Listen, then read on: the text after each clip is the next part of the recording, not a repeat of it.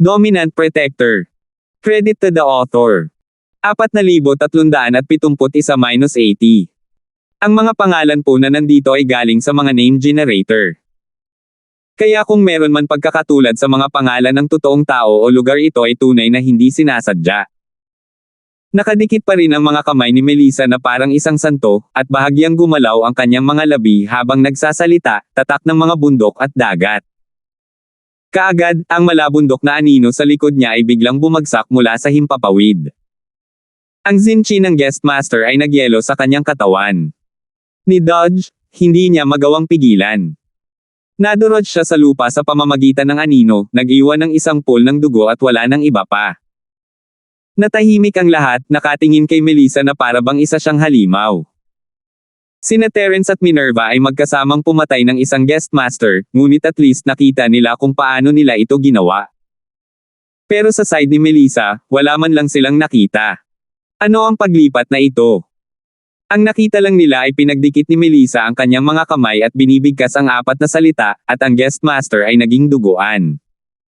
Ang gayong nakakagulat na eksena, maging si Botong, isang tusong matandang lalaki, ay natakot. Sina Terence at Minerva na nagtutulungan upang agad na patayin ang isang guest master ay sapat ng nakakagulat para sa kanya. Hindi niya inaasahan na magiging mas nakakatakot ang Melissa na ito, hindi man lang niya nakita kung paano siya pinakilos nito mula sa simula hanggang sa wakas.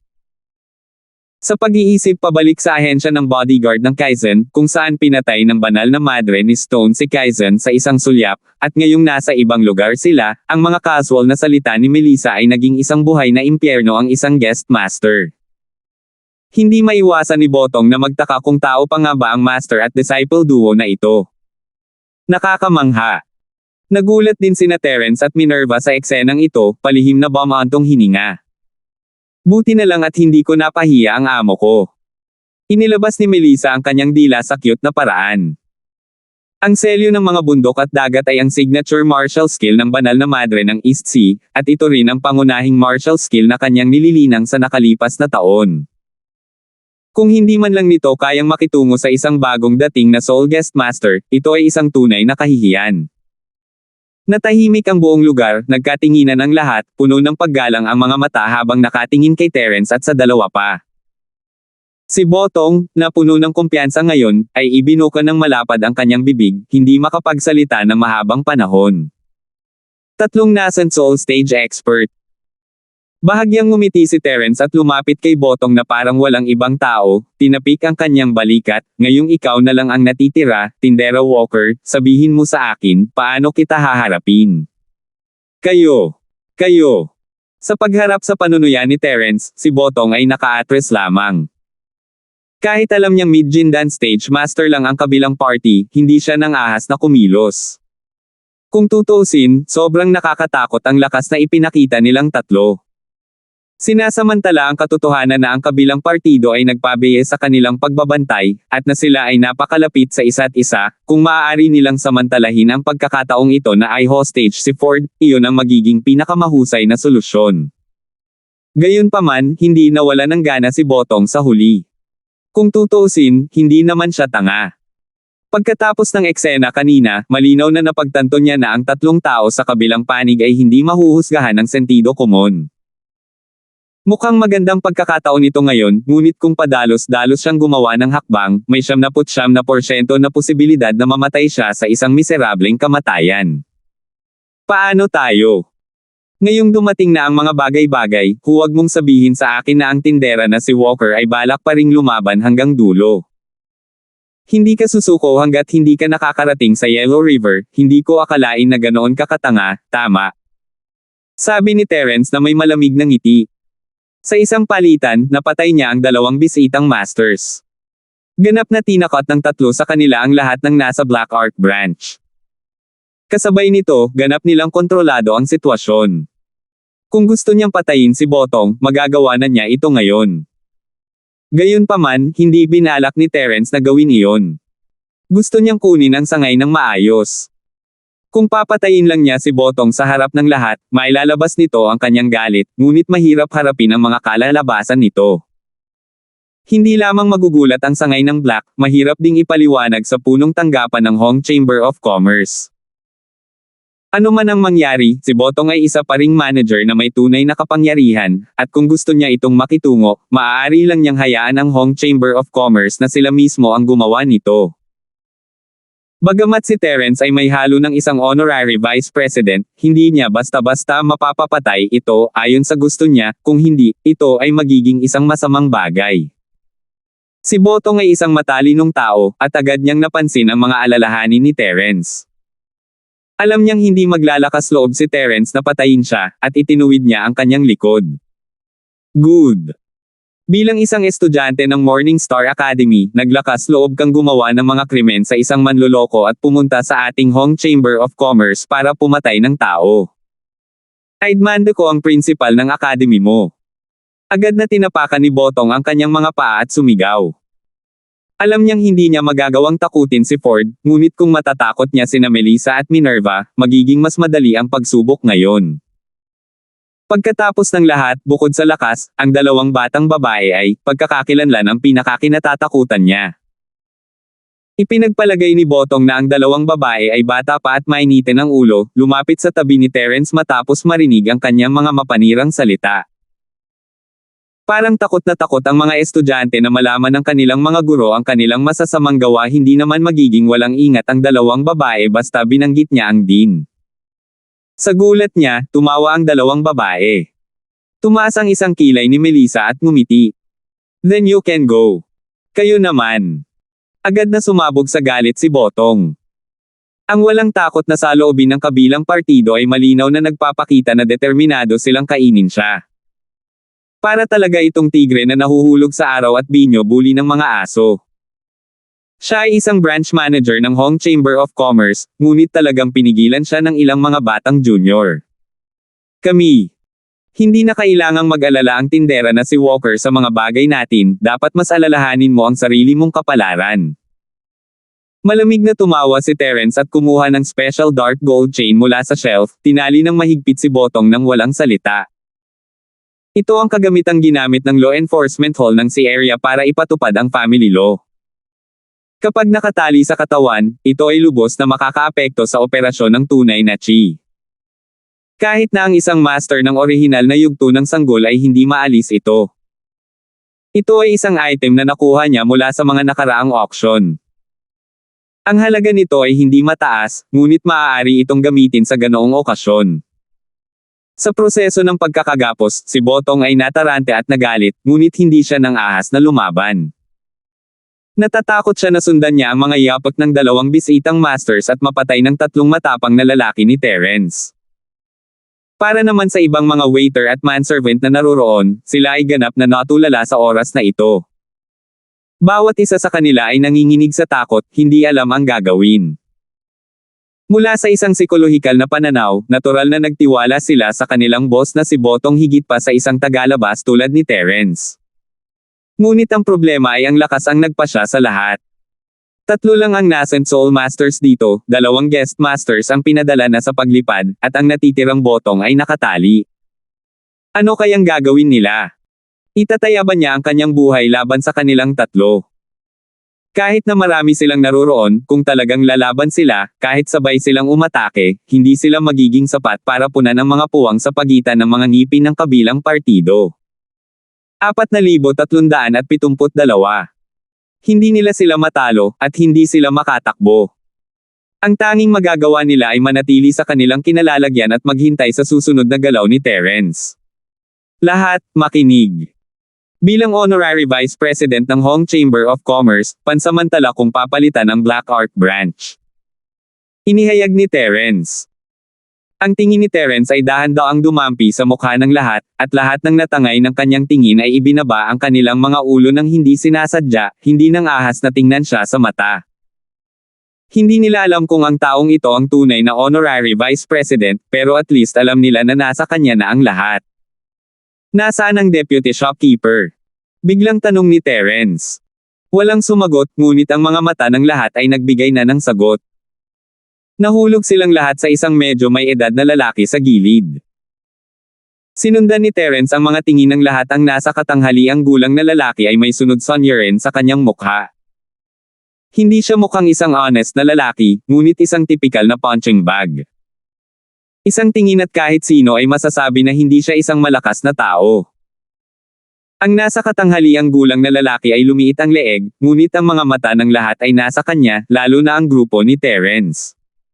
Nagpanik siya at mabilis na lumabas. I'm Ernesto Chai, the Vice Manager of this branch. Greetings, Vice President. Nauutal na sabi ng medyo may edad na habang maingat na yumuko.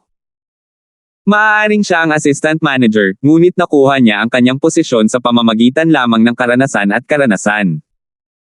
Wala siyang anumang koneksyon sa mga nakatataas, at natural na walang alam tungkol kay Jade.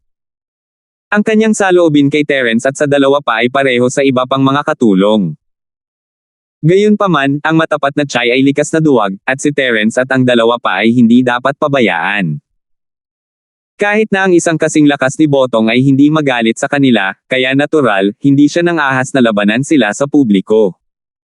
Dahil sinabi ni Terence na siya ang honorary vice president, tatanggapin niya ito. May kinalaman ka ba sa usapin ni Botong? Pinalaki at pababa ni Terence ang taong ito.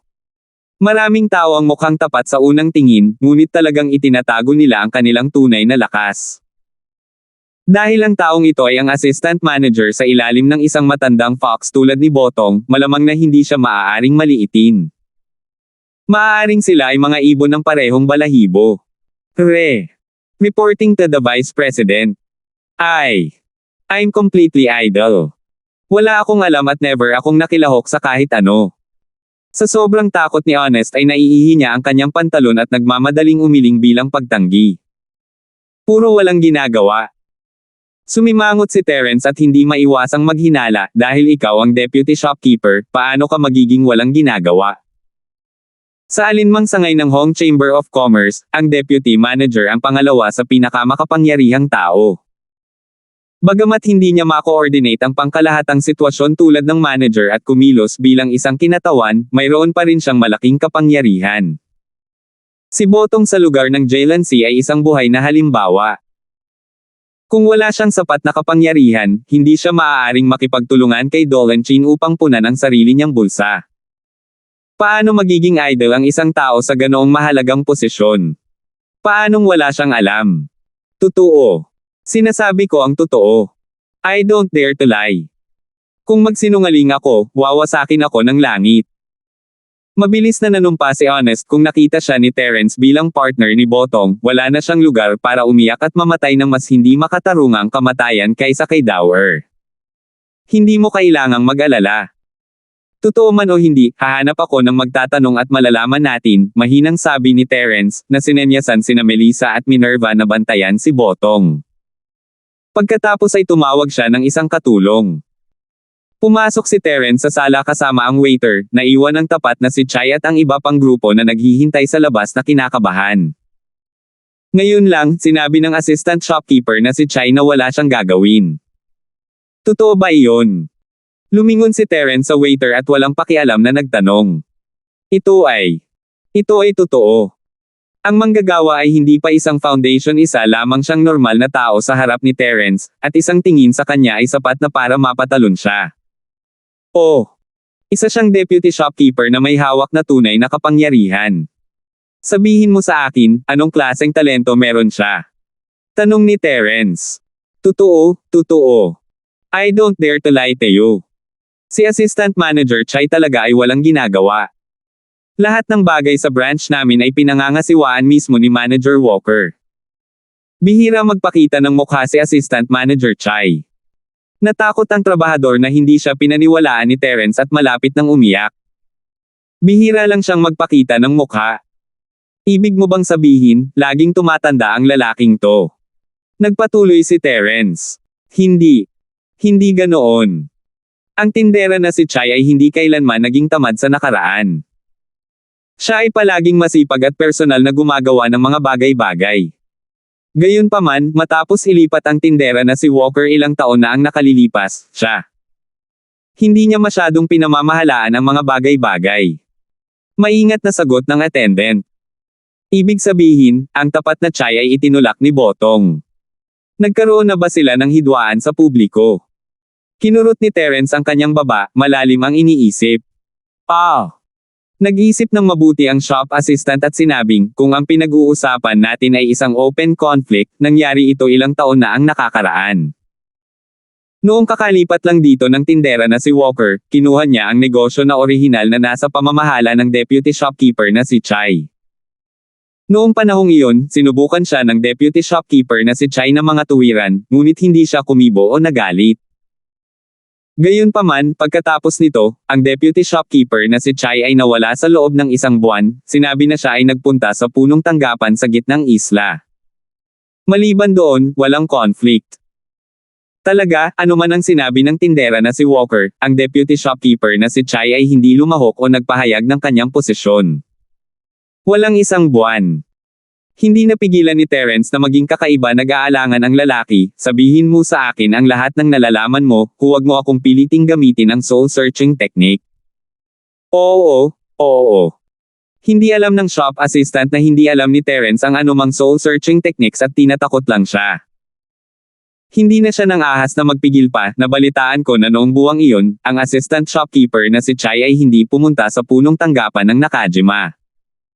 Sa halip, nasugatan siya ng isang tao at kailangang magpagaling sa loob ng isang buwan. Isang buwan para magpagaling. So ito ay gawa ni Botong. Napaawang ang labi ni Terence. Hindi pa nabanggit ni Deputy Shopkeeper Chai kahit kanino.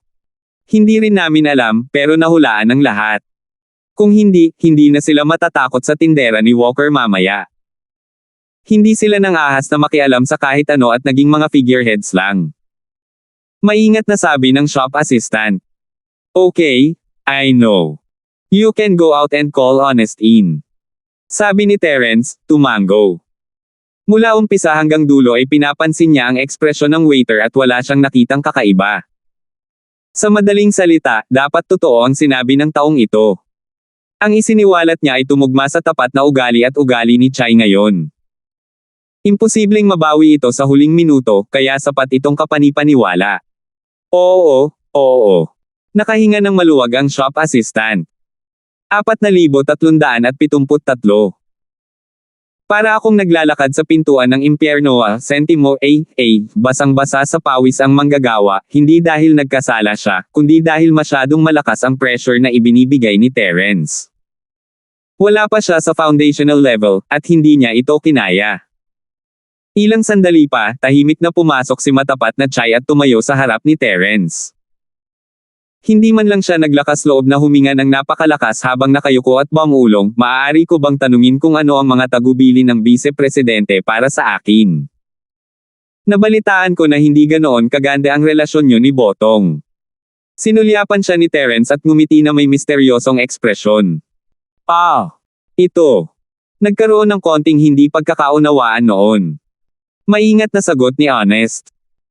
Alam niya ngayon pa lang ay sinabi sa kanya ni Terence ito mula sa lalaki, at hindi masamang ipaalam ito sa kanya. Kahit papaano ay maalis niya ang kanyang sarili sa hinala na kasabwat niya si Botong.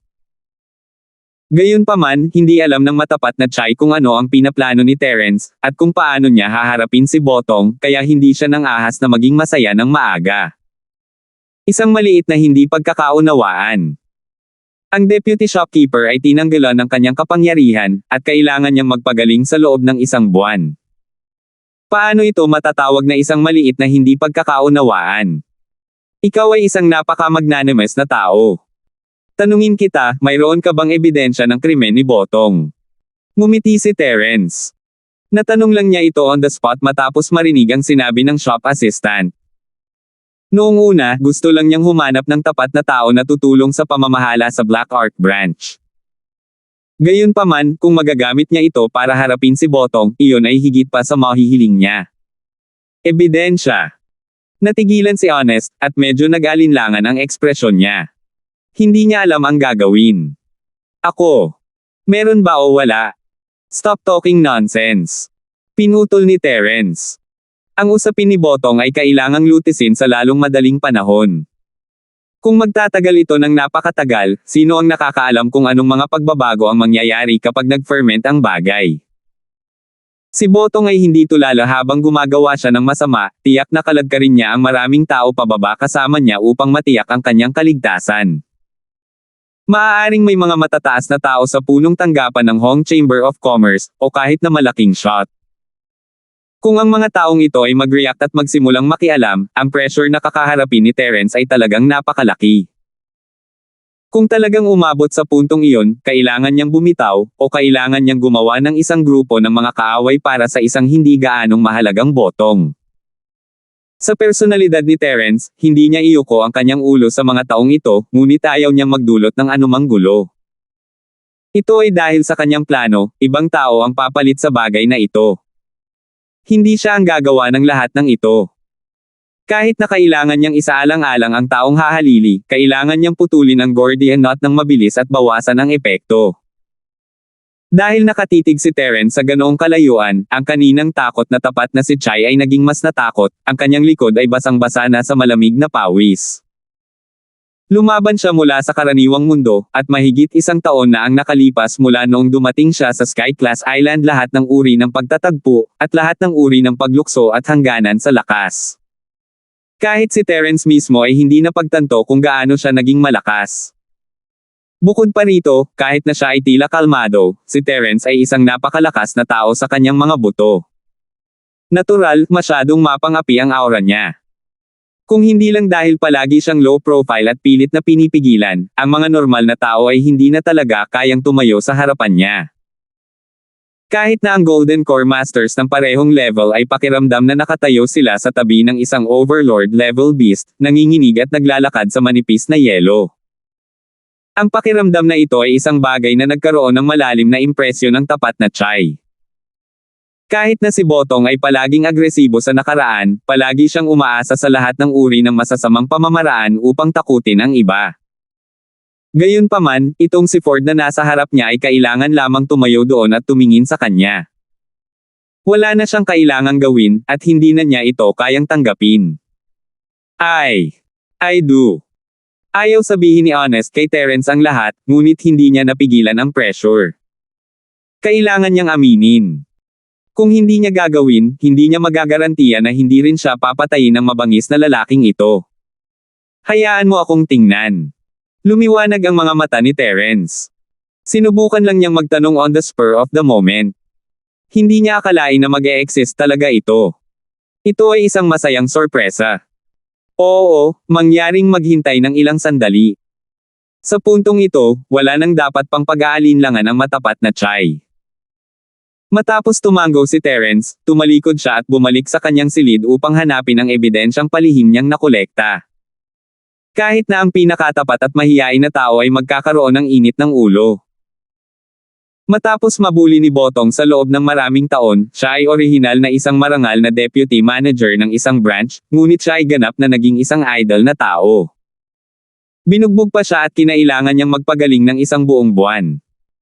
Kung kaya talagang lunukin ni Honest ang ganitong klase ng galit, malamang na maliwanagan na siya at magiging immortal.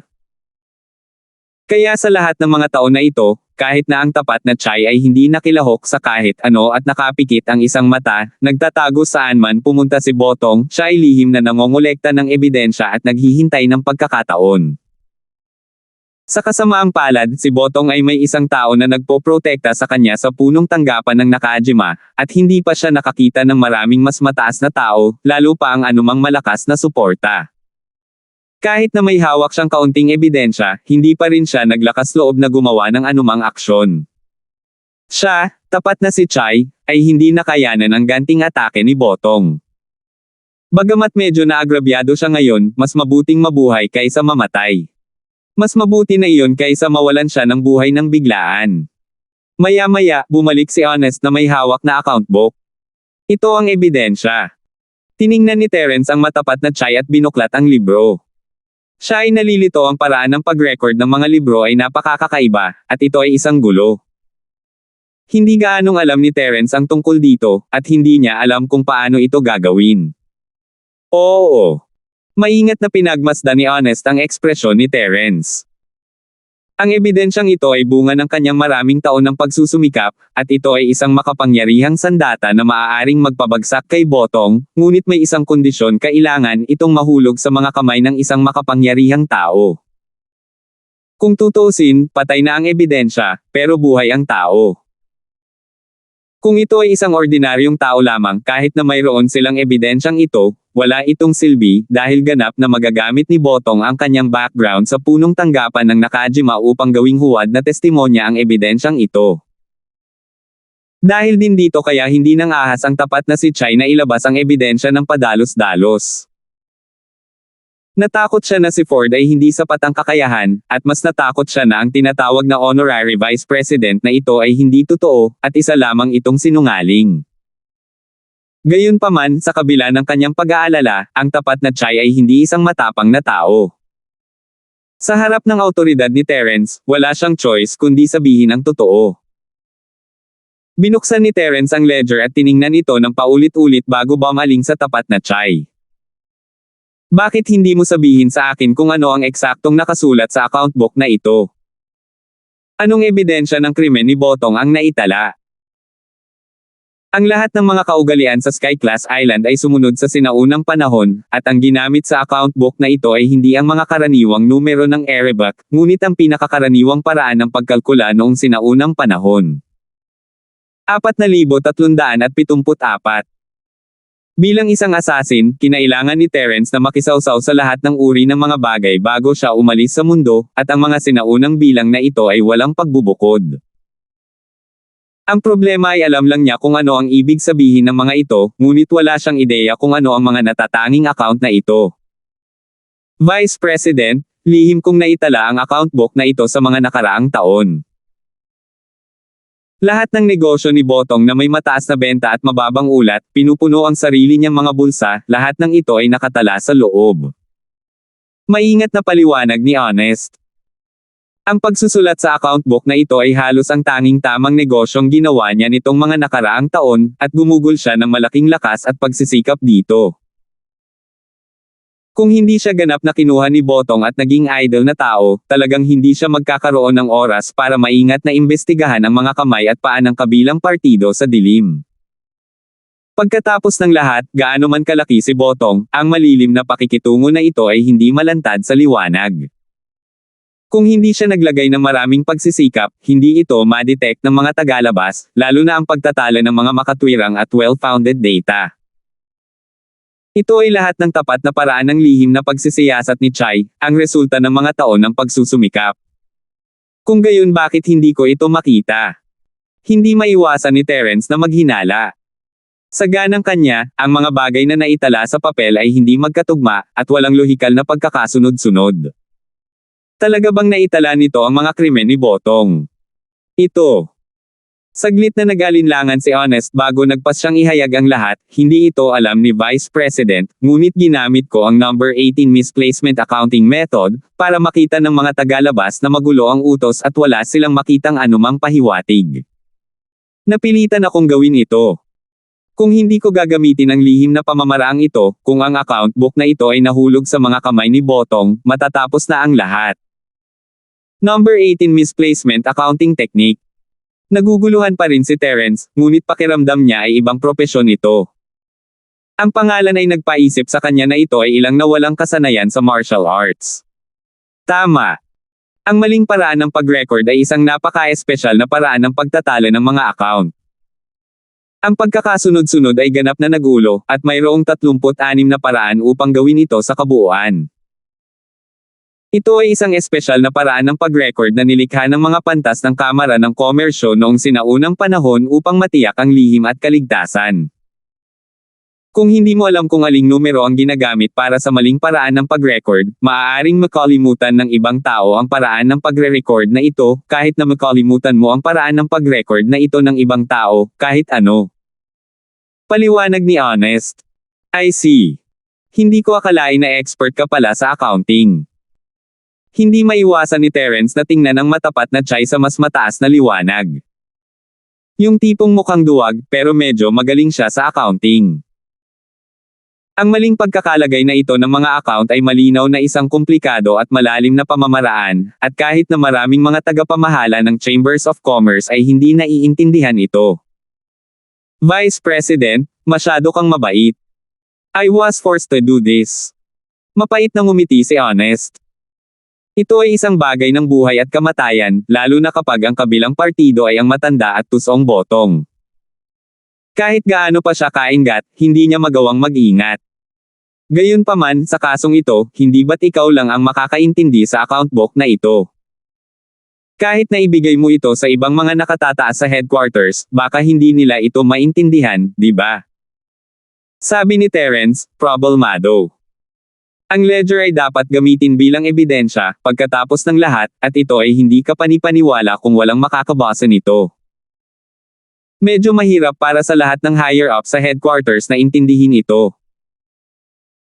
Gayunpaman, basta sasabihin mo sa kanila na ito ang number 18 misplacement accounting method, marami sa kanila ang dapat na maunawaan ito. Ito ay dahil marami sa kanila ang na-promote step by step mula sa branch manager at mga eksperto din sa accounting. Honest speculated. Mabuti naman.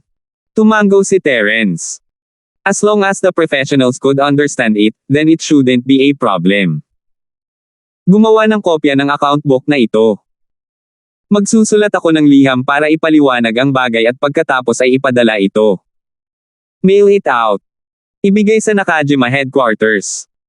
Nabuhayan ang loob ni Honest, ngunit medyo nag-aalala pa rin siya, nabalitaan ko na may taga-suporta si Botong sa punong tanggapan ng Nakajima. Maliban kung dadalhin ni Vice President ang ebidensya ng kanyang krimen at personal na pumunta doon, natatakot ako na napakahirap na magkaroon ng anumang epekto sa pamamagitan lamang ng isang sulat at account book na ito. Hindi mo kailangang mag-alala tungkol dito. Wala akong planong ipadala ito ng direkta sa Nakajima, ngunit sa sangay ng North Island. Nandyan ngayon ang Vice Presidente, Melvin. Siya ay isang matandang kaibigan ko, at hindi siya magiging perfunctory tungkol sa bagay na ito. Nakangiting sabi ni Terence. Bilang Vice-Presidente, si Melvin ay dati nang magkasamang itinatakwil ng punong tanggapan ng Nakajima. Ang pangyayaring ito ay isang perpektong pagkakataon. Hanggat ginamit niya ang pangalan ng Vice-Presidente para magsimula ng investigasyon na may ebidensya, walang makakapigil sa kanya na bumalik sa Nakajima, lalo na ang mga taong nasa likod ni Botong. Ang kanilang mga kahinaan ay nasa mga kamay ni Melvin, kaya tiyak na hindi sila maglalakas loob na hayagang tutulan ito, kung hindi, sila ay magkaproblema. Vice President Hong. That's great. Pupunta ako at gagawa ng kopya ng account book ngayon. Tuwang-tuwa si Honest. Hindi tulad ng honorary vice president sa harap niya, si Melvin ang vice president na may tunay na kapangyarihan. Kung gusto niyang harapin si Botong, ang branch manager, ang honorary vice president ay pinaghihinalaan na lumampas sa kanyang awtoridad. Gayunpaman, ang vice-presidente na may tunay na kapangyarihan ay hindi maaaring gumawa ng sinuman na maghanap ng kasalanan sa kanya. Bukod dito, si Melvin ay ang bagong na-promote na vice-presidente at nag-ooperate sa sangay ng North Island. Wala siyang anumang pakikipag-ugnayan kay Botong, kaya natural na hindi niya kailangang mag-alala tungkol sa pagtatakip niya kay Botong. Pagkaraan ng ilang sandali, ibinigay ng matapat na Chai ang accounts book na kakakopya lang niya kay Terence, kasama ang orihinal na kopya. Sumulat din si Terence ng liham kay Melvin, at ipinadala ito sa sangay ng Beidao ng mabilis hanggat maaari sa pamamagitan ng mga panloob na channel ng Hong Chamber of Commerce. Pagkatapos ng lahat ng ito, ang sumunod na ginawa ni Terence ay simple lang. Habang kinukuha ang sangay, kailangan niyang bantayang mabuti si Botong. Ang natitira ay maghintay sa tugon ni Melvin. Gayunpaman, ang mga bagay na ito ay tila simple, ngunit hindi ito madaling gawin. Para kay Terence, hindi mahirap bantayan si Botong. Ang mahirap na bahagi ay kung paano niya pamamahalaan ang malaking itim na sanga ng Arco sa kanyang sarili. Ibang-iba ito noong pinamamahalaan niya ang makalangit na Elixir Pavilion sa gitnang isla. Ang makalangit na Elixir Pavilion ay ang kanyang bagong bukas na Elixir Store. Sa tulong ni Teresa at Milky, walang maraming iba't ibang bagay na maaaring gawin. Hanggat pinipino niya ang elixir at ibinebenta, pagkatapos ay may mangungulekta ng pera at itatala ito. Ngunit ang sangay ng Chengluo na ito, kahit na hindi ito isa sa pinakamalaking sangay sa Hong Chamber of Commerce, malinaw na mas mababa ito sa sangay ng North Island, ngunit hindi pa rin mabilang na mas malaki ito kaysa sa sariling Heaven Elixir Pavilion ni Terence. Mayroong higit sa 100 kawani na namamahala sa lahat ng uri ng affair sa sangay, at kung ang isa ay walang sapat na karanasan, hindi nila magagawang pamahalaan ang lahat ng ito. Pagkatapos ng lahat, wala si Terence sa industriya. Hindi lamang siya nagkaroon ng anumang karanasan sa pamamahala, ngunit siya rin ay isang tagalabas pagdating sa mga diskarte sa negosyo. Maraming bagay ang hindi niya maintindihan. Kung siya ang pumalit sa sangay, isa sa mga posibleng resulta ay ang buong sangay ay paralisado at hindi na makapag-operate. 4,375. Ngunit kung hindi kinuha ni Terence ang kanyang sarili, hindi rin ito magagawa ni Melissa at Minerva. Mga tagalabas din sila, at kailangan nilang bumalik sa Morning Star Academy sa lalong madaling panahon. Hindi sila makatagal sa labas.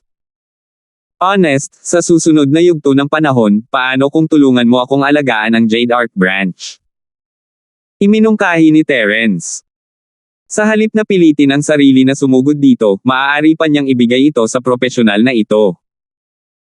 Other things aside, at least nakita na niya ang kakayahan nitong mag-record ng accounts. Bukod dito, siya ang deputy shopkeeper, at nagbigay pa ng ebidensya laban kay Botong.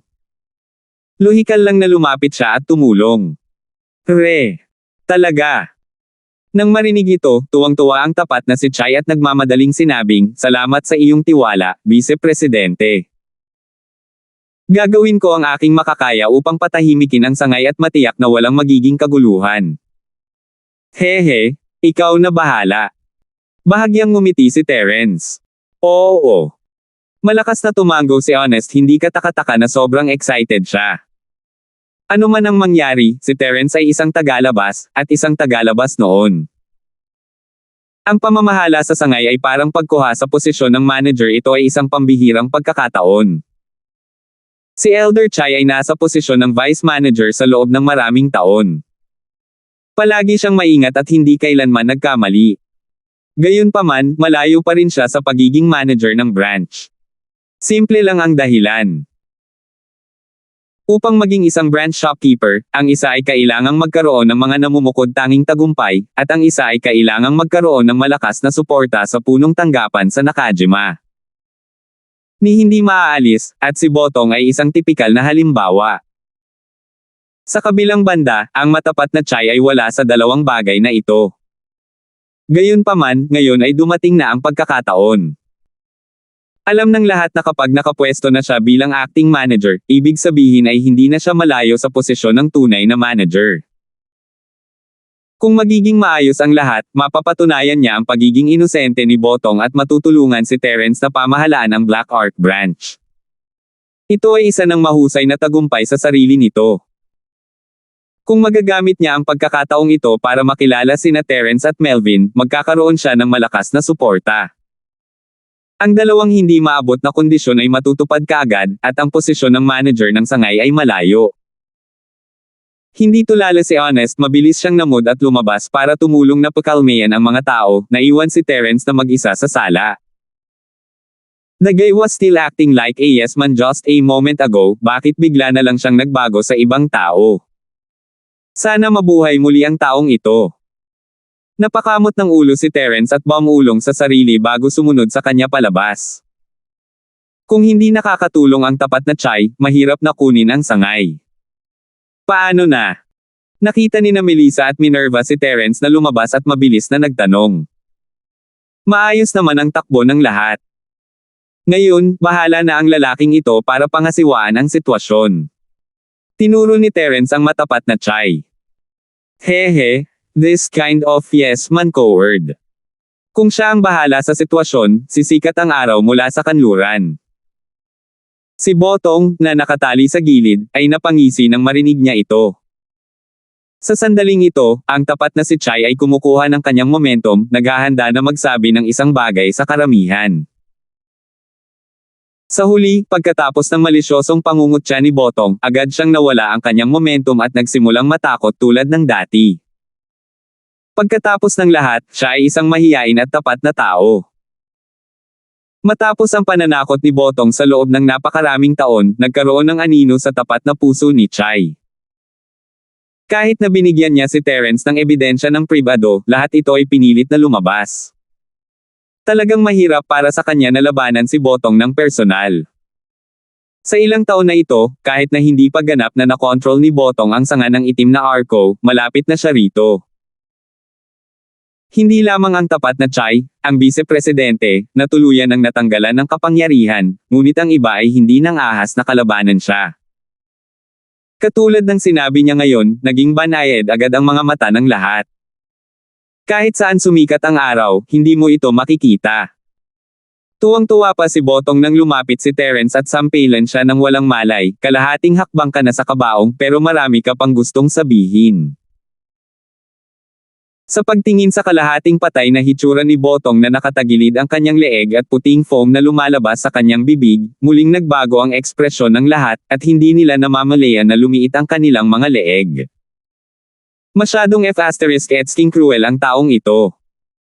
Maswerte na si Botong na hindi siya nasample hanggang mamatay. Mula ngayon, si Honest na ang mamamahala sa lahat ng bagay sa Mingluo Branch. Kung may gustong manggulo, wala akong pakialam na igalaw ang aking mga kamay at paa. Naririnig mo ba ako?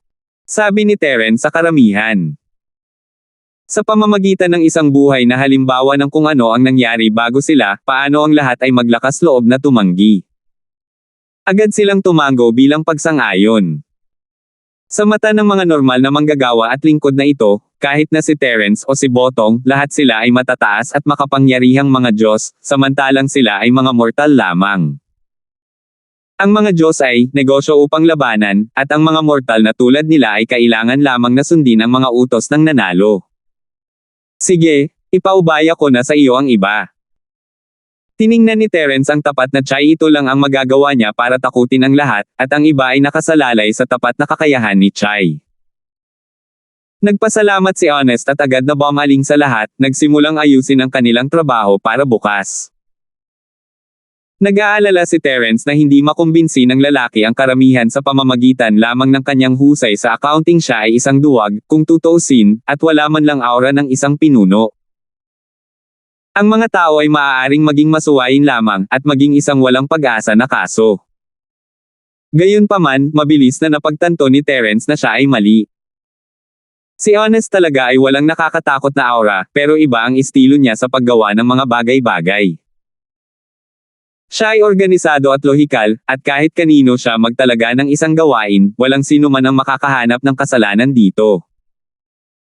Ipinaramdam din niya sa mga tao na sila ay nasa isang mahalagang posisyon, at handa silang magpasakop.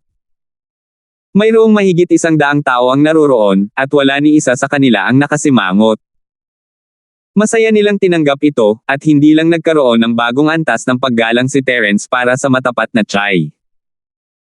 Ito ay isang napakatalino na estilo ng pamamahala na hindi matututuhan ng iba. Matapos mapaayos ng matapat na Chai ang lahat at sinabihan silang bumalik upang magpahinga, hindi naiwasang magtanong ni Terence, nag-aalala ako na hindi mo makontrol ang sitwasyon. Hindi ko ini-expect na napakagaling mo sa pamamahala ng mga tao. Isang malaking kawalan para sa Hong Chamber of Commerce na ang isang taong ka-level mo ay hindi ang branch manager. Vice President, masyado kang mabait. Actually wala lang. Mahigit 10 taon na akong deputy manager ng branch, kaya alam kong malinaw ang lahat ng mga bagay na ito. Marami na akong personal na nagawa, kaya alam ko kung anong klaseng tao ang nababagay sa kung anong trabaho. Noon, madalas akong nag-a-assign ng mga gawain sa lahat, pero simula noong ginawa ni Botong, naparatyot na naman ako. Mapait na ngumiti si Honest. 4,376. Huwag mo siyang husgahan sa mahina niyang personalidad, talagang napakataas ng kanyang mga profesional na pamantayan. Kung hindi, sa nakakaawa niyang koneksyon, hindi niya makukuha ang posisyon ng Vice Manager ng Black Ark Branch. Gamitin mo ng husto ang iyong mga talento. Mukhang kailangan kitang irekomenda kay Melvin. Sayang ang isang talent na tulad mo na maging deputy manager lang ng isang branch. Hindi mapigilan ni Terence na mapangiti. Ngayong si Melvin ay ang vice-presidente, ang kanyang pinakamalaking problema ay na siya ay itinulak palabas ng Alliance of the Nakajima Headquarters. Ang isa pang problema ay kulang siya sa mga natatanging talento sa ilalim niya. Bilang vice-presidente, kailangan niyang kontrolin man lang ang ilang sangay. Kung hindi, walang makikinig sa kanya, at siya ay magiging isang commander na walang kapangyarihan. Tungkol sa matapat na China ito, kahit na hindi niya ito gaanong kilala, kahit paano ay masisiguro ni Terence na ang kakayahan ng taong ito ay higit pa sa sapat para sa posisyon ng isang branch manager. Kung makikipag-ugnayan siya kay Melvin sa hinaharap, hindi siya tretuhin ng masama, at maaari rin niyang suportahan si Melvin. Pinapatay nito ang 2 ibon gamit ang isang bato. Salamat sa iyong pagpapahalaga, Vice Presidente. Agad na tuwang-tuwa si Honest. Siya ay umaasa sa pangungusap na ito. May malabong premonition siya na ang honorary vice president na ito na biglang sumulpot sa harap niya ay malamang na maging benefactor ng kanyang buhay. Makuha man niya ang posisyon ng branch manager ayon sa gusto niya sa hinaharap, lahat ng kanyang pag-asa ay nakasalalay sa taong ito. Gawin mo ng mabuti ang trabaho mo, hindi kita mamaltrato. Go! Tumango si Terence. Oo. Hindi kita bibiguin. Agad namang umalis si Honest na buong puso. Siguradong wala siyang planong matulog ngayong gabi. Upang mabayaran ang kabaitan ni Terence, ang kanyang kasalukuyang prioridad ay ang pamahalaan ng sangay at hanapin ang ebidensya ng mga krimen na nakatala sa account book. Sa ganitong paraan, mapapako niya si Botong hanggang sa mamatay sa isang iglap, kaya hindi na siya makakabangon muli. Gumagamit ng kabaitan at kahigpitan para makuha ang puso ng mga tao. Kailan mo ito natutunan? Lumakad at tumawa sina Melissa at Minerva habang nakatingin sa likod ni Honest. Hehe, hindi ko naman talaga natutunan, pero maraming beses ko na itong naranasan, kaya natural na natutunan ko. Ngumiti si Terence. Sa dami ng pinagdaanan niya, mas naging karanasan niya. Hindi pa siya ganoon katanda, pero lahat ng uri ng bagay ay napagdaanan niya, malaki at maliit. Ang kanyang karanasan ay hindi isang bagay na maihahambing ng mga taong kaedad niya. So self-taught ka. Ang kapal mo talaga. Napaawang ang labi ni Melissa habang tumatawa. Nagkatinginan sila ni Minerva at ngumiti. Ano ang susunod mong plano? Sumusulat na ako kay Melvin para hayaan siyang humawak sa bagay na ito. Ang susunod nating gagawin ay bantayan ang sanga ng itim na arko at maghintay ng balita mula sa kanyang panig. Sabi ni Terence, lumuwag ang mukha niya. Ginawa na niya ang lahat ng kanyang makakaya, at bahala na si Melvin kung ano ang susunod na gagawin. Sige, since that's the case, pwede na tayong dalawa bumalik ngayon. Sabi ni Melissa. Napagkasunduan nilang bumalik pagkatapos ng hapunan, at dahil wala nang ibang gagawin ngayon, hindi sila maaaring manatili sa labas ng masyadong matagal. Sige, papaalisin ko na kayo. Tumango si Terence. No need, you should look after this guy, baka sakaling magising siya at gumawa ng gulo. Itinuro ni Melissa si Botong na nahimete sa sampal ni Terence. Nag-isip sandali si Terence at muling sinampal ang walang malay na si Botong. Kinaladkad niya pabalik ang guest master na parang patay na aso at itinali. He called Honest over and told him to watch over him, walang problema ngayon. Kumpara sa pagpapabalik sa inyong dalawa, lahat ng iba ay lumulutang na ulap lang. Sige. Hindi alam ni na Melissa at Minerva kung tatawa o iiyak, ngunit nakaramdam sila ng mainit na pakiramdam sa kanilang mga puso. Nagkwentuhan at nagtawanan ang tatlo habang pinaponte ni Terence ang 2 babae sa inn sa Morningstar Academy. Pinagmasdan niya ang pag-akyat ng 2 babae bago tumalikod at bumalik sa Hong Chamber of Commerce. Pagsapit ng bukang liwayway ng ikalawang araw, kumalat na parang apoy ang balita ng panloob na alita ng Hong Chamber of Commerce. Napakabilis, kumalat ito sa lahat ng kalye at eskinita ng lungsod. Pagkatapos ng lahat, ito ay isa sa pinakamalaking Chambers of Commerce sa lungsod. Ang reputasyon nito ay hindi mas mababa kaysa sa mga nangungunang kapangyarihan. Ang balita na si Botong ay kinokontrol at ang Hong Chamber of Commerce ay nagpalit ng mga kamay ay mabilis na nakarating sa pandinig ni Dolenchin. Agad siyang nabigla. Matapos tanggihan ng ahensya ng bodyguard ng Kaizen kagabi, naisip niya na natapos na ang usapin. Sinong mag-aakala na ang pagkamatay ni Kaizen ay isang maliit na prologue lamang? Magsisimula pa ang magandang palabas. Si Ford ng Kaizen Bodyguard Agency, kasama ang dalawang direktang disipulo ng banal na madre ni Stone, ay pumasok sa Hong Chamber of Commerce magdamag at pinigilan si Botong at ang dalawang guest expert sa isang galaw. Nagpalit ng kamay ang Hong Chamber of Commerce mula noon. Sa ngayon, lahat ng nasa Black Ark City ay pinag-uusapan ang bagay na ito. Ang buong Black Ark City ay malapit ng maging isang storyteller. Agad na natarante si Dolan Chin. Wala siyang pakialam sa nangyari sa Hong Chamber of Commerce. Kahit na masunog ang buong itim na sanga ng Arco, wala itong kinalaman sa kanya. Ngunit si Botong ay kinokontrol ng isang tao, ito ay magiging isang buhay at kamatayan na sitwasyon. Hindi naman sa nag-aalala siya sa tinaguriang pinsan na pinaghiwalay ng maraming sapi ng mga kamag-anak. Ang susi ay sina Botong at Dolan Chin ay mga tipaklong sa iisang linya at alam halos lahat tungkol sa kanya. Kung hindi niya kayang tiisin ang mga pangangikil at aminin ang lahat, kapag nalantad ang bagay na iyon, hindi lang matatapos si Botong, maging si Dolan Chin ay ililibing kasama niya. Hindi, kailangan niyang mabilis na humanap ng paraan para mapaalis si Botong. Si Dolan Chin ay walang oras para mag-isip ng mabuti at agad na hiniling na makita ang tatlong magnate. Dapat niyang ibalik ang sitwasyon bago lumala ang sitwasyon. Sa oras na ito, ang tatlong big shot ng mga Morning Stars Academy ay pinagsama-sama, naghahanda na dumalo sa selection meeting ngayon. Nang makita nilang inanunsyo ni Dolan Chin ang kanyang pagpasok, lahat ng mga mata nila ay nahulog sa kanya. Ano ang gusto mo ngayon? Bahagyang kumunat ang noo ni Davis. Hindi man siya nawala sa galit, galit pa rin siya sa nangyari kagabi. Hindi siya magiging mabait kay Dolan Chin. Naramdaman ni Dolan Chin na bumigat ang kanyang katawan at halos lumuhad siya. Tila, hindi lang si Davis ang hindi nagustuhan sa kanya.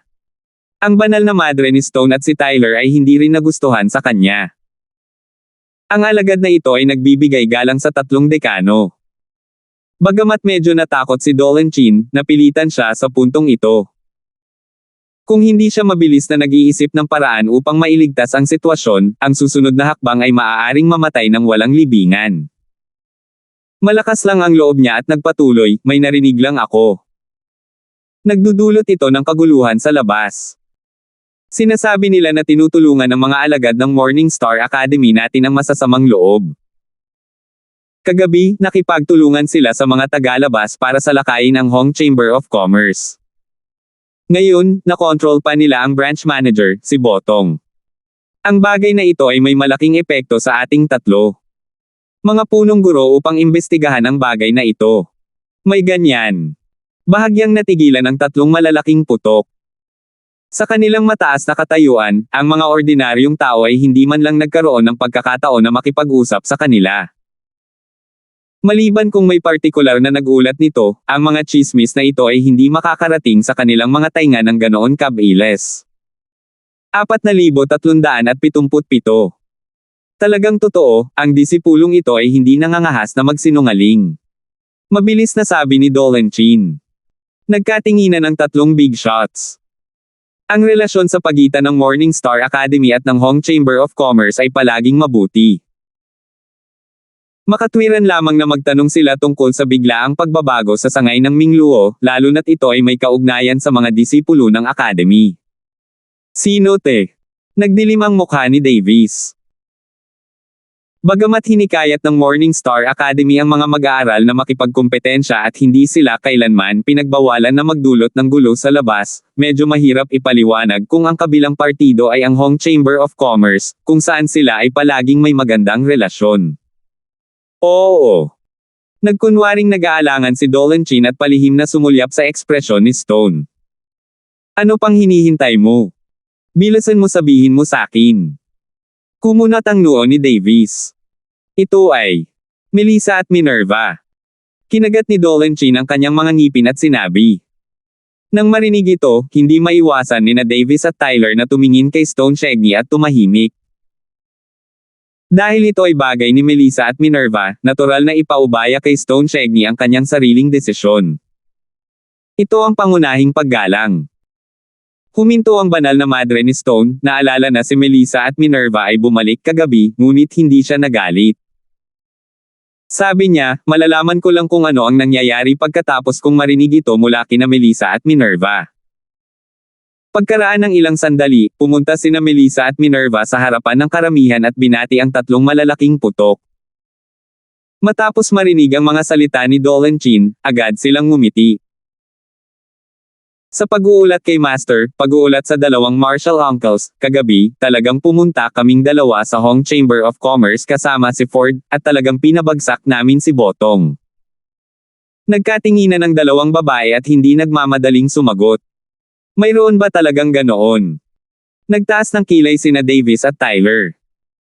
Sa kanilang impresyon, palagi silang mabubuting babae na hindi kailanman nagdulot ng gulo. Bakit bigla na lang nila gagawin ito? Medyo nagulat din ang banal na madre ni Stone. Mabilis niyang tinignan ang dalawang babae pataas at pababa, at medyo kinakabahan ang ekspresyon nito. Si Dolan Chin, na nanunood mula sa gilid, ay hindi maiwasang maging proud. Mukhang tama ang naging desisyon niya na pumunta rito. Hanggat hindi pinoprotektahan ng banal na Madre Stone sina Melissa at Minerva, natural na hindi niya tutulungan ang isang tagalabas tulad ni Ford. Nagkaroon talaga ng turning point. Gayunpaman, ang sumunod na sinabi ng banal na madre ng East Sea ay halos lumuwa si Dolan Chin ng isang subo ng dugo. Hindi naman kayo nasaktan, di ba? Bakit hindi niyo sinabi sa akin ang tungkol dito? Paano kung may mangyari sa inyo? Hinailan ng Eastern Sea God ni ang dalawang babae at nag-aalalang nagtanong. Napatulala si Dolan Chin sa mismong lugar. Wala siyang gaanong pakikipag-ugnayan sa Diyos ng East Sea, kaya hindi niya alam na ang tinatawag na monghe na ito ay talagang isang taong paprotekta sa kanyang mga alagad hanggang sa kaibuturan. Hindi, maliban kay Botong, ang kabilang panig ay mayroon lamang dalawang bisitang masters. Kung kahit ang mga ito ay masugitan, hindi ba nakakahiya iyon para sa iyo, Master? Tumawa si Melissa, at tumango si Minerva bilang pagsang-ayon. Buti naman. Maaari kang lumabas at magkaroon ng karanasan, ngunit dapat kang mag-ingat. Kung hindi mo kaya, hanapin mo akong tumayo para sayo. Huwag mong pilitin ang sarili mo, intindihin mo. Nagbabala si Stella. Alam ko. Hindi kita hahayaang mag-alala, Master. Nagtawanan ng dalawang babae habang nakayakap sa mga braso ni Stone Chegney. Naging berde ang mukha ni Dolan Chin. Makakahanap lang siya ng tulong kay Davis, umaasa na lalabas ang direktor at humingi ng hustisya. Kung hindi, hindi lang nila may iligtas ang sitwasyon, mapag-alitan pa sila. Mga Marshall nephews, bakit kayo pumunta sa Hong Chamber of Commerce kagabi? Can you tell us? Pagkatapos ng lahat, si Davis ang punong guro. Kahit na wala siyang balak na parusahan ang dalawang babae, kailangan niyang intindihin man lang ang sitwasyon. Tumingin sa kanya ang banal na madre ni Stone at tumango kina Melissa at Minerva. Kahit na siya ay isang protection na master at hinding-hindi hahayaang magdusa ang dalawang babae, kailangan pa rin niyang ipaliwanag ang mga detalye sa iba. Sa pag-uulat kay Marshall Uncle, pumunta kaming dalawa sa Hong Chamber of Commerce kagabi para tanggalin si Botong, isang tuso at masamang tao. Minsan siyang naglagay ng bitag para saktan ng Kaizen Escort Agency. Hindi lang siya nakipagsabuatan sa pirates para nakawin pabalik ang sarili niyang mga gamit, kundi pinilit din niya ang Kaizen Escort Agency na bayaran ang 300,000 spiritual jades. Ipinaliwanag ni Melissa. Oh, may ganon. Ang 3 bundok na pagbubukas ng mga higanti ay hindi napigil ang mabigla. Nagkaroon sila ng kaunting pag-unawa kay Botong, ngunit ang mukha lamang ng isang tao ang makikilala ngunit hindi ang kanyang puso. Hindi nila alam na ang taong ito ay talagang napakasama at walang hiya. Bilang manager ng Hong Chamber of Commerce's branch, nakipagsabuatan talaga siya sa pirates para kainin ang sarili niyang mga paninda at nangikil pa ng halaga mula sa ahensya ng bodyguard ng Kaizen. Ang gayong kakaibang bagay ay hindi narinig. Mga din, may hindi pagkakaintindihan dito. Mabilis na paliwanag ni Dolan Chin. Ginamit nga ng Kaizen Escort Agency ang dahilan na ito para ipakalat ang balita at dinala pa ang mga tao sa Hong Chamber of Commerce. Gayunpaman, pinatunayan ng katotohanan na wala silang anumang kapani-paniwalang ebidensya. Ginawa lang nila ang kwentong ito para pagtakpan ang katotohanang hindi nila pinuprotektahan ng mabuti ang mga bodyguard at para maisalba ang imahe ng escort agency. Ibig mong sabihin, binaluktot namin ang katotohanan at sinasadya naming i-frame si Botong. Sina Melissa at Minerva ay tumingin kay Dolanchin at Ninian. Dolanchin, matapang ka talagang magsalita ng masama tungkol sa aking alagad sa harap ng matandang ito. Hindi rin pala kaibigan ang tingin ng banal na madre ni Stone. Hindi niya gusto ang Dolanchin sa simula, at ang lalaking ito ay naglakas loob pa ring sabihin na sina Melissa at Minerva ang nag-frame kay Botong. Hindi ba ang panliligaw na ito ay kamatayan? Isang parang bundok na presyon ang agad na bumagsak sa ulo ni Dolanchin. Sa isang plop, napilitan si Dolanchin na lumuhad sa mismong lugar. Takot na takot siya at halos dumudugo na ang mga mata niya. Ang parehong sitwasyon ay nangyari sa Kaizen Bodyguard Agency kagabi. Gayunpaman, ang namatay noon ay si Kaizen, at ngayon ay siya na. Nagkatinginan sina Davis at Tyler at hindi pinansin ang mga salita ni Dolan. Sa kanilang mga mata, si Dolan ay isang maliit na figure lamang na hindi alam ang kanyang sariling limitasyon. Hindi man lang nila nagawang i-settle ang score sa kanya para sa pagsisinungaling sa kanila tungkol sa sitwasyon ng militar kahapon, at ngayon ay pinupukaw niya ang Stone Divine noon. Ano siya sa tingin niya? Ang ganitong uri ng langgam ay mamamatay ng walang kabuluhan. Hindi man lang sila tumingin ng pangalawang tingin. Hindi napigilan ni Dolanchin na matakot. Kung siya ay bibigyan ng isa pang pagkakataon, kahit na siya ay tumakas hanggang sa dulo ng mundo, hindi siya maglalakas loob na pumasok at makipagkulitan. Sa sandaling ito, nais niyang bigyan ang kanyang sarili ng 28,000 malalaking bibig. Talagang sinipa ng asno ang ulo niya, akala niya talaga maniniwala sa kanya ang 3 malalaking putok. Ito ay mahusay. Ang sitwasyon ay hindi na bago, ngunit siya ay binawian ng buhay. Hindi niya talaga kayang umiyak kahit gusto niya. Naisip ni Dolanchin na susundan niya ang mga yapak ni Kaizen at tuluyang nasaraan ang loob. Gayunpaman, pagkatapos maghintay ng ilang sandali, nalaman niya na ang presyon sa itaas ng kanyang ulo ay hindi naging mas mabigat. Nakakahiya lang na bumubulwak ng dugo ang katawan niya, not to the point of dying on the spot. 4,378. Kung tutuusin, ang madre ng East Sea ay hindi isang demonyo na papatay ng hindi kumukurap. Ang dahilan kung bakit niya pinatay si Kaizen kagabi ay dahil hindi lang siya insulto ng lalaking ito sa mismong lugar kundi binyantaan din niya si Minerva. Bilang kanyang amo, natural na kailangan niyang manindigan para sa kanyang alagad. Gayunpaman, ang usapin ngayon ay hindi pa umabot sa punto kung saan kailangan niyang patayin siya. Dindong hi, please spare me. Ako. Wala akong sinabing masama tungkol sa 2 dalaga. Iniisip ko lang na baka nalinlang sila. At ginamit ng isang tao. Mabilis na kinuha ni Dolanchin ang huling pagkakataon para ipaliwanag ang sarili. Sa wakas ay nawala ang layunin ng pagpatay ni Stella Stone. Sa kanyang isip, sina Melissa at Minerva ay hindi mga taong hindi makatwiran, ngunit hindi imposible na sila ay nalinlang at ginamit. Sinasiraan mo ako. Natarante si Minerva. Sinadyang sabihin ng lalaking ito na ginagamit silang dalawa, malinaw na sinisikap niyang sisihin si Terence. Tama.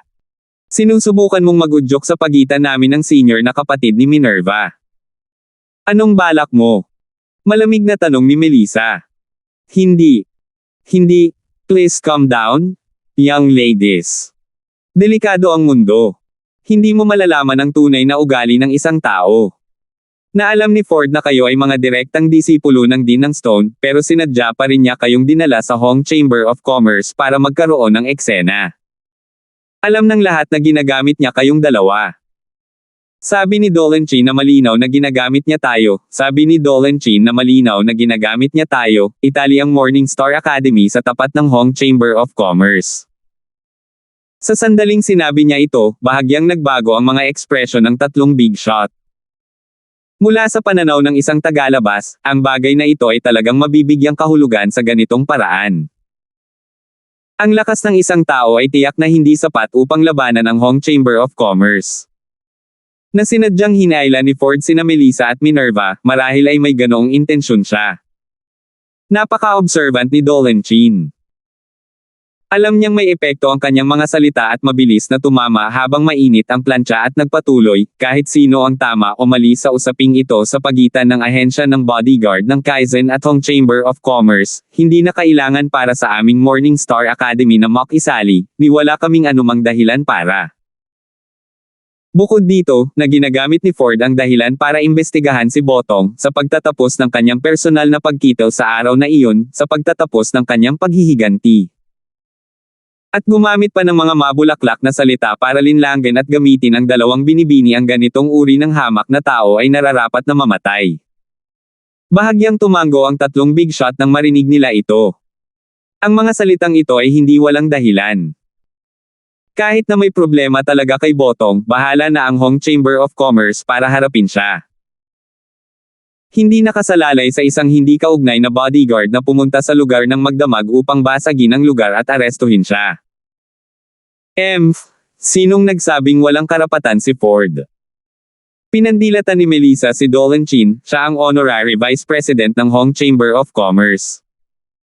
Ang krimen ni Botong ay nakasakit sa sarili niyang mga nakatataas, hindi ba dapat linisin niya ang kanyang bahay? Honorary Vice President. Nagulat lahat ang tatlong magnate. Ang Honorary Vice President ng Hong Chamber of Commerce ay hindi maliit na tao kahit saan man siya pumunta.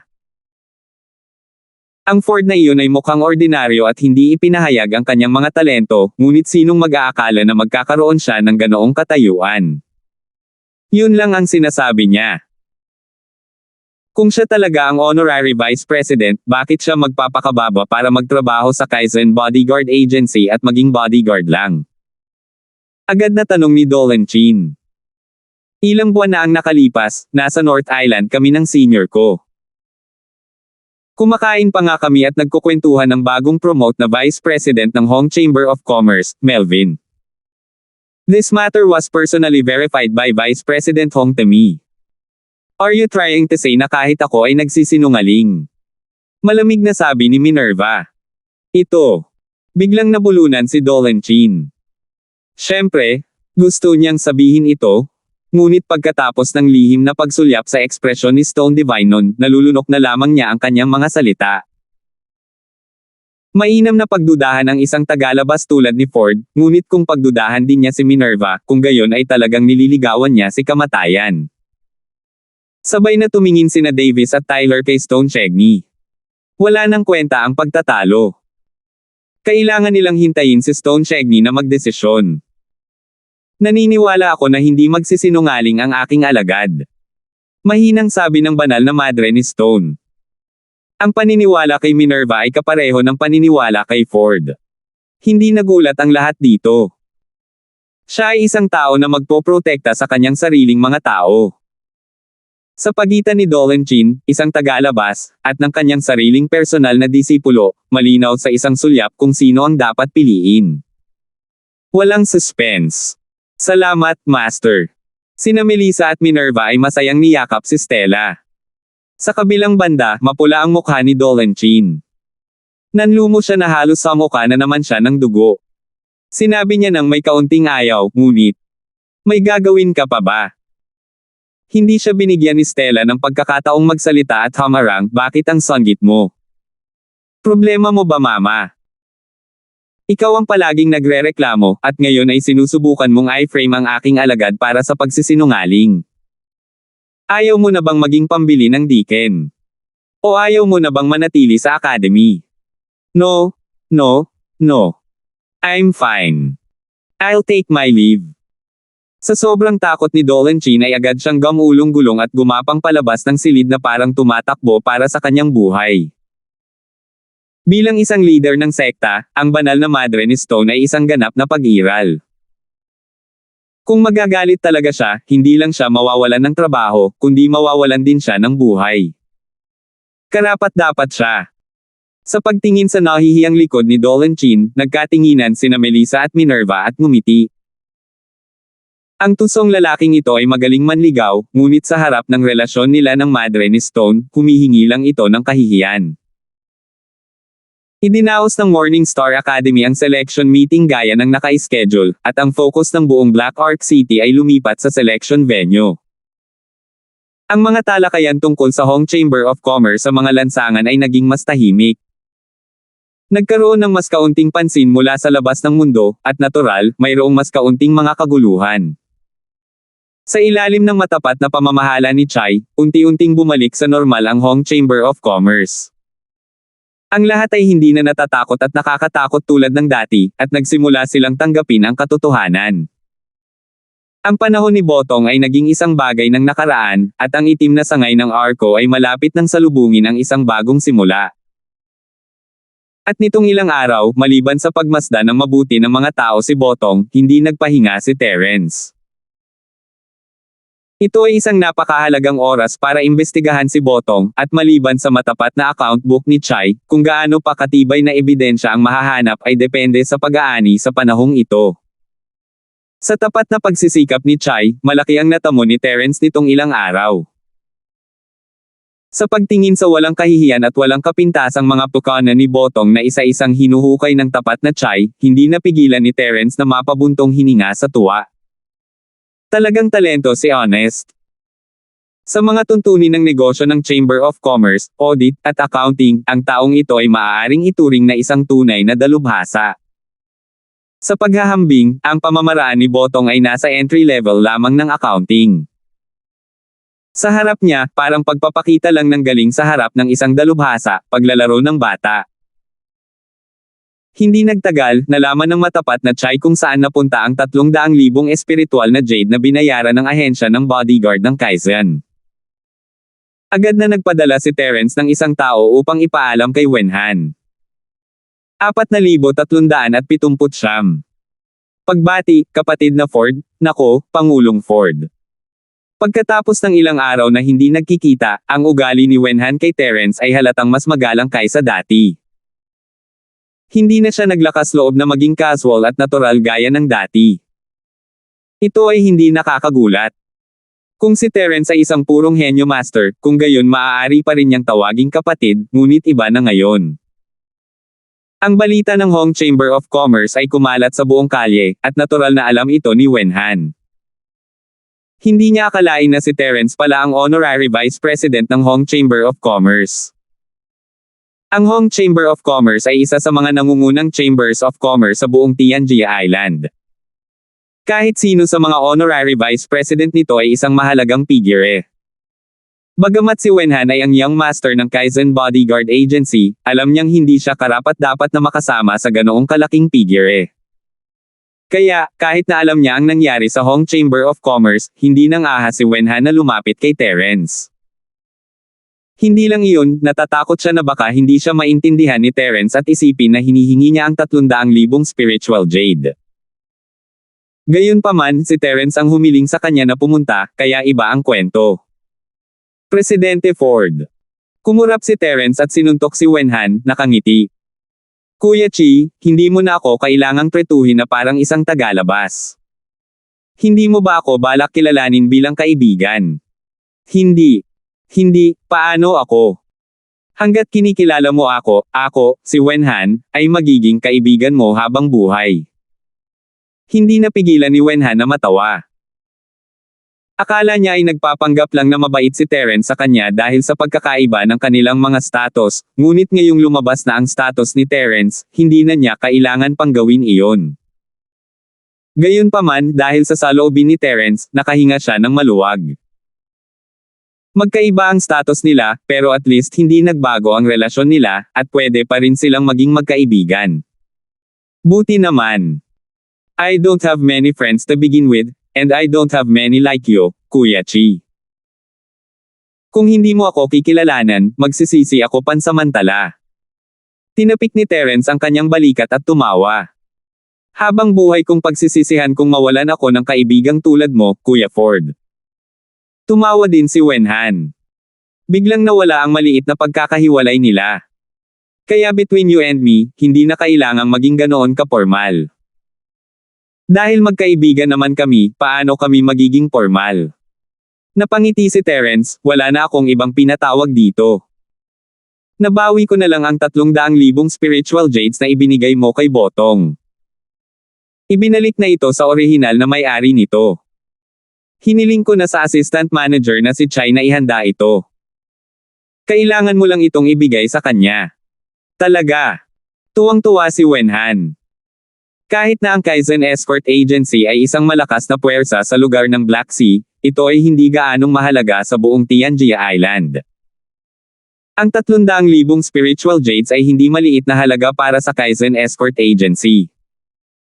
Matagal silang nakalikom ng ganoong halaga, at hindi naman kalabisan kung sabihing malaki ang pagkalugi nila. Tinanggap na ni Wenhan ang realidad at handa siyang alisin ang sarili niyang kapalaran at idikit ang kanyang mga ngipin para malampasan ang mahirap na panahong ito. Pero hindi niya inaasahan na maibabalik niya ito. Hehe, sa tingin mo magsisinungaling ako sayo. Ngumiti si Terence at tinawag ang tapat na si Chai na lumapit, maaari mong dalhin si Kuya Chi sa handover. Then mauna na ako.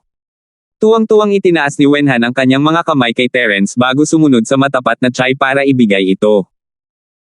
Bumalik si Wenhan wala pang 10 minuto, puno ng saya ang kanyang mukha.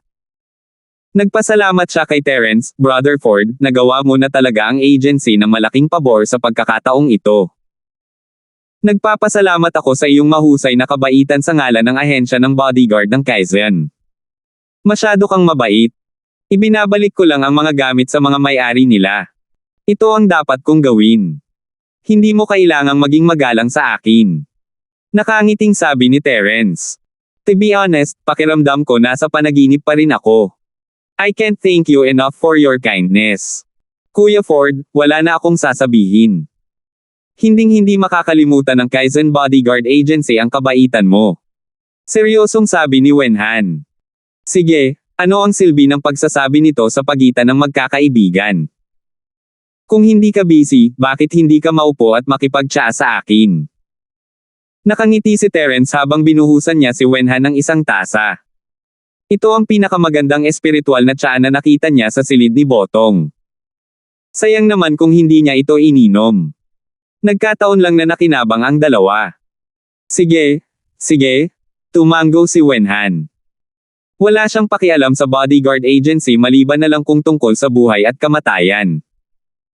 Ano ang maaaring mas mahalaga kaysa sa pag-inom ng tsaa kasama si Terence? By the way, kumusta na ang bodyguard agency nitong mga ilang araw? May nangyari ba? Tanong ni Terence habang humihigop ng tsaa. Hindi, normal ang lahat.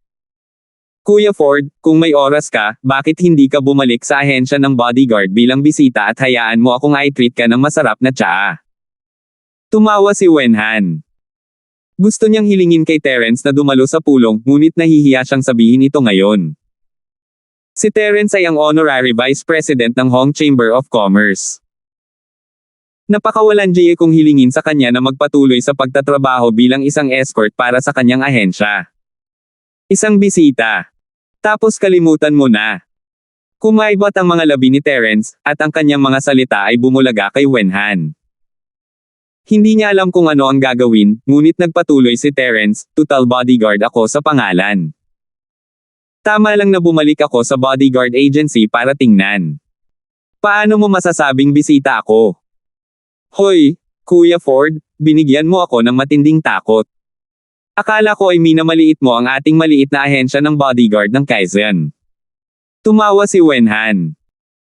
Habang nag-uusap at nagtatawanan ang dalawa, biglang tumakbo ang isang waiter at tumingin kay Terence na dilat ang mga mata. Parang may air report siya, pero napatigil siya nang makitang nandoon si Wenhan. Kuya Ford, gusto mo bang umalis ako? Mataktikang sabi ni Wenhan. No need. Hindi outsider si Kuya Chi. Kung may sasabihin ka, pwede mong sabihin ng personal. Sabi ni Terence. Oo, Vice-Presidente. May malaking nangyari sa labas.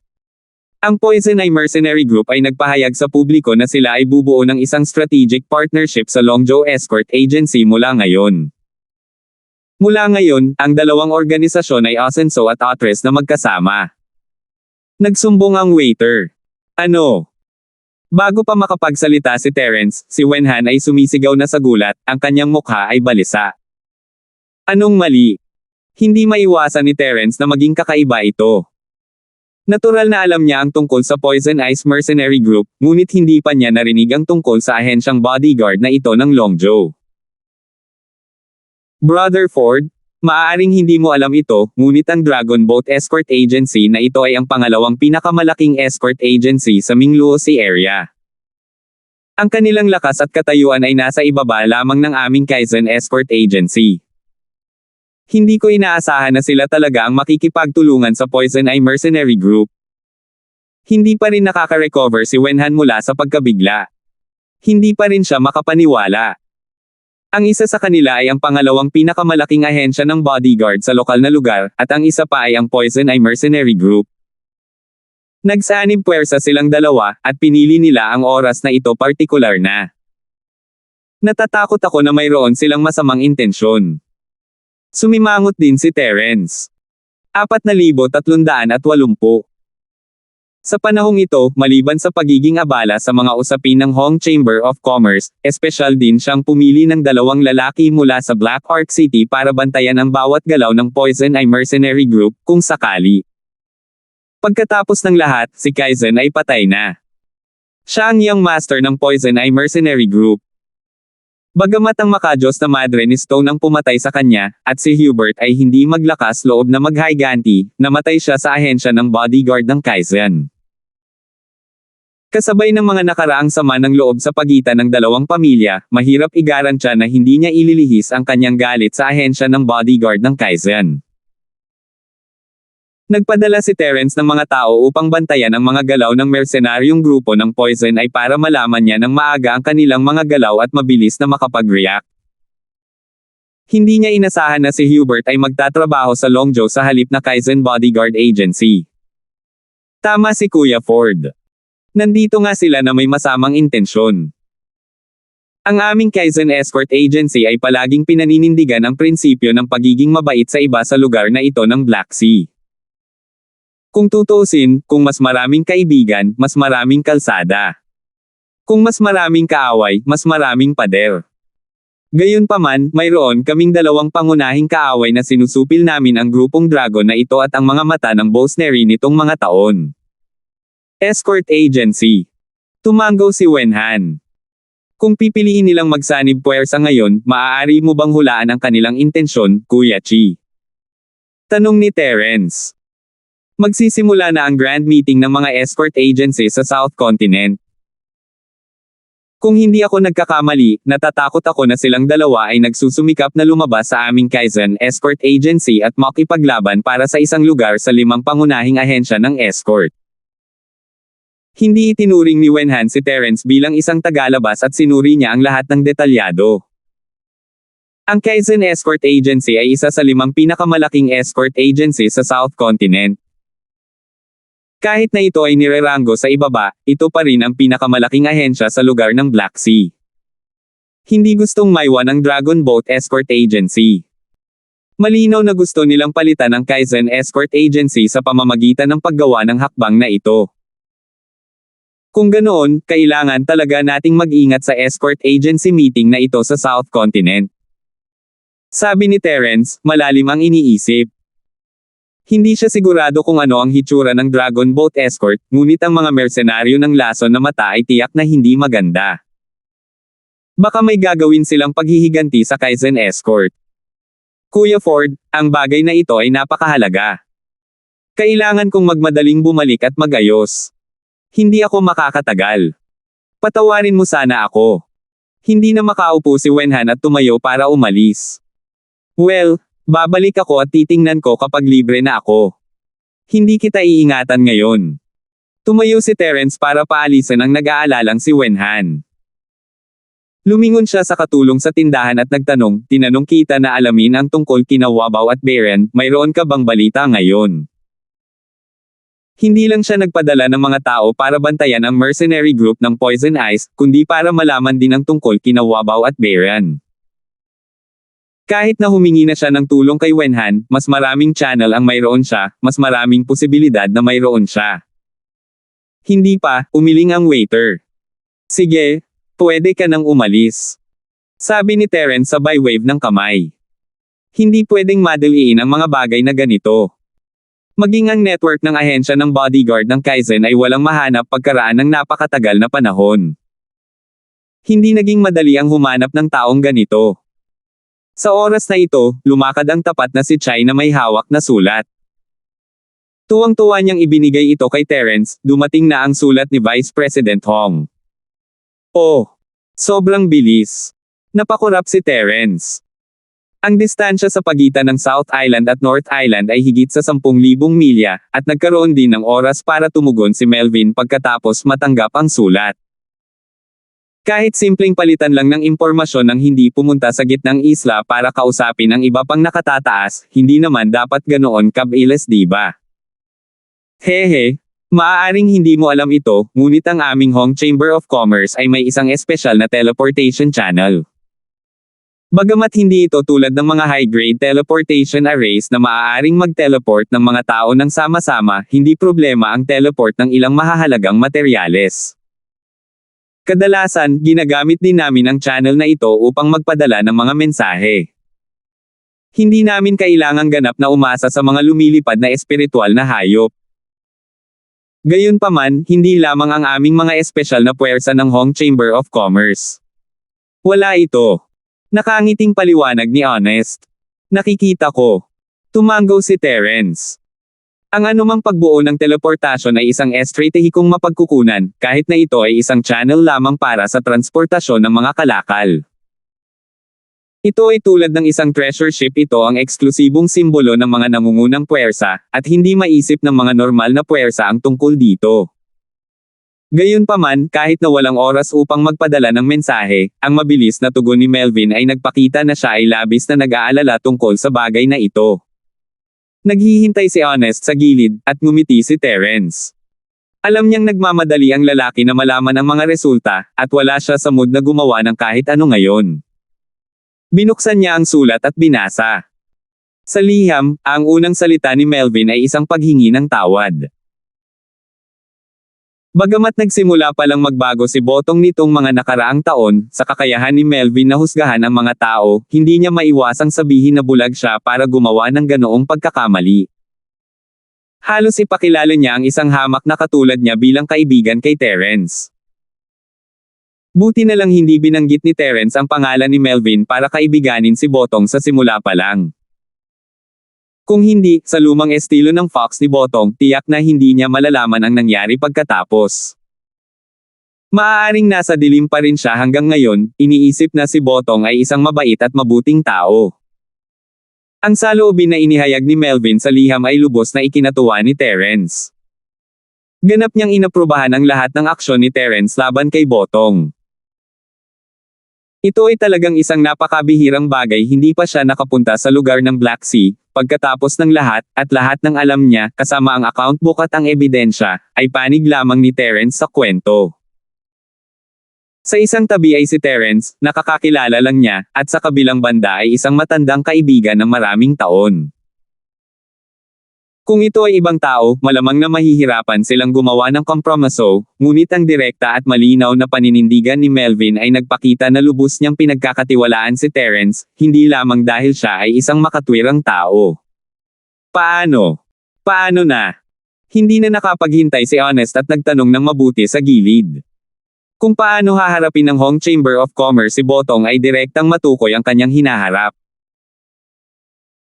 Lalo na kung hindi niya maalis si Botong sa pagkakataong ito, kapag gumaling si Botong, maaaring hindi na siya maglakas loob na gumawa ng anuman kay Terence, ang honorary vice president, ngunit sapat na ang pakikitungo sa isang matapat na lalaki na tulad niya.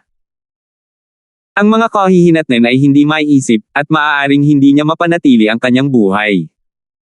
Hindi ko masasabing maganda. Walang magawang sabi ni Terence habang umiiling. Ang puso ni Honest ay agad na nahulog sa isang ice cellar, at ang kanyang mga kamay at paa ay agad na nanlamig. Siya ay orihinal na isang mahiyain at matapat na tao, at sa pagkakataong ito, siya ay tumayo upang tumstigo laban kay Botong dahil siya ay pinilit sa isang sulok. Ngayon na ang mga bagay ay dumating sa ganito, maaari lamang niyang tahakin ang landas na ito hanggang sa dulo, at walang puwang para sa pagsisisi. Kung hindi niya kayang patayin si Botong sa pagkakataong ito, tapos na talaga ito. Sinabi ni Melvin sa sulat na mas nakakagulo ang usaping ito. Sinisikap ng mga nakatataas sa punong tanggapan ng Nakajima na protektahan si Botong. Ginamit na niya ang kanyang posisyon bilang vice-presidente at ang posisyon ko bilang honorary vice president para magsanib puwersa para i-pressure ang headquarters, ngunit hindi pa rin niya kayang parusahan si Botong. Sabi ni Terence na may mapait na ngiti. Salamat po at sinamahan ninyo ako, ingat lagi mga master.